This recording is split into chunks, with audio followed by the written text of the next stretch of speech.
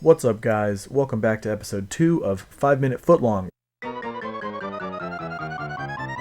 where you get the most bang for your buck reviews in under 6 minutes. Today we're looking at Looney Tunes Adventures Buster Bust Loose on the Super Nintendo, produced by Konami in 1992.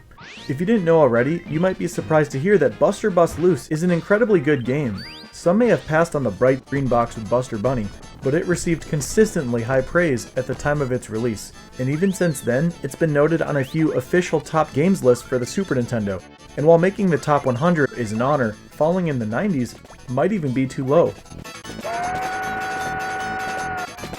Buster Bust Loose has been described as sheer platforming bliss, and it doesn't stop there. Konami absolutely went to town on this game's audio-video, and also with each of the 5 minigames. The sprite art is awesome, everything looks like they took their time to make.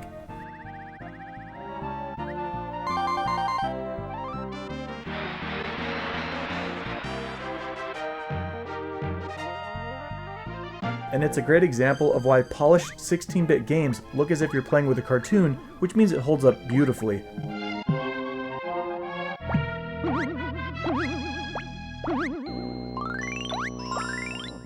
Look at these backgrounds. Check out the stages.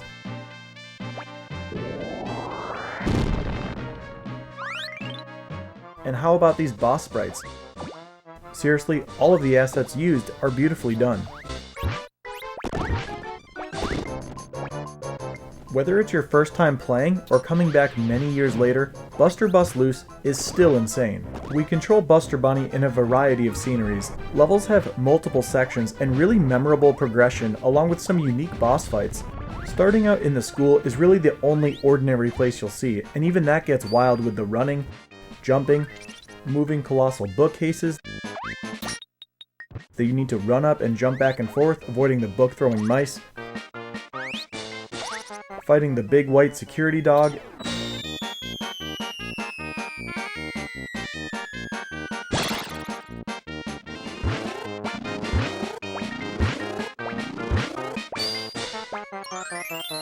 and the boss with Dizzy in the cafeteria, since Hampton says he'd eat everybody's lunch, so their bright idea is to feed him until he's full, and what do you know, he eats everybody's lunch. Foolproof plan there, guys.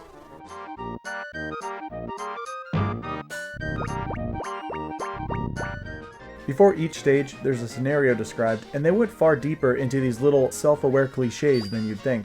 You wouldn't know or suspect that starting out in the Wild West on stage 2, but that turns into quite the train chase for Max, after you see him steal loot from a safe. This stage right here held a lot of kids back.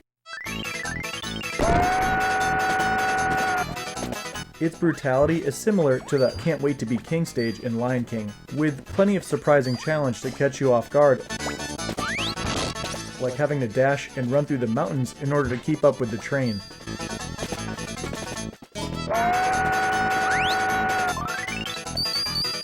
There's also nerve-wracking platforming, but it's a really cool stage too that has different things going on, like a train robbery, a tunnel, with a bizarre caned, top-hatted leader. The final screen of the West is so dramatic too, after one last big jump to reach the head of the train. It's a high level of quality ideas and imagination that really sets these levels apart. They sound ordinary on the surface, but there's so much detail and care put into each section. The Haunted Mansion tests you in some fresh new ways, not just with new enemies, but a slight increase of problem solving in general within the platforming.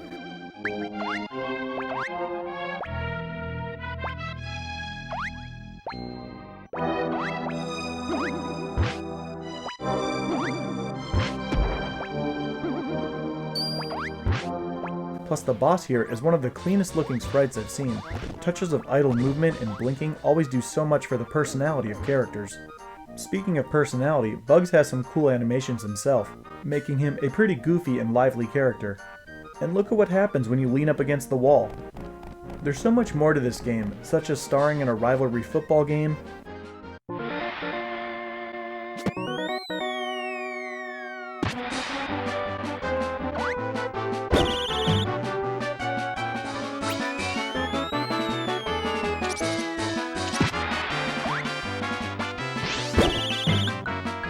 flying high into the sky in multiple ways to help Calamity Coyote retrieve something he lost. And we even get a final play on Star Wars featured in space. When you first start out with Buster Bust Loose, you'd never guess that it reaches the places that it does. It's because the team had good ideas, they worked really hard, and were really talented. The execution of Buster Bust Loose is pretty masterful, I'm not even joking. Finishing the whole thing against Duck Vader, requiring 8 laser shots, is surprisingly intense. It's all nicely strung together. It's what this game is full of, surprising care and surprising quality. It'll keep you busy learning the game for hours, while a reasonably practice run can finish it in 30 to 40 minutes. The front of the box isn't lying. It's a better game than you'd ever expect. No time to beat around the bush. Buster Bust Loose is freaking epic.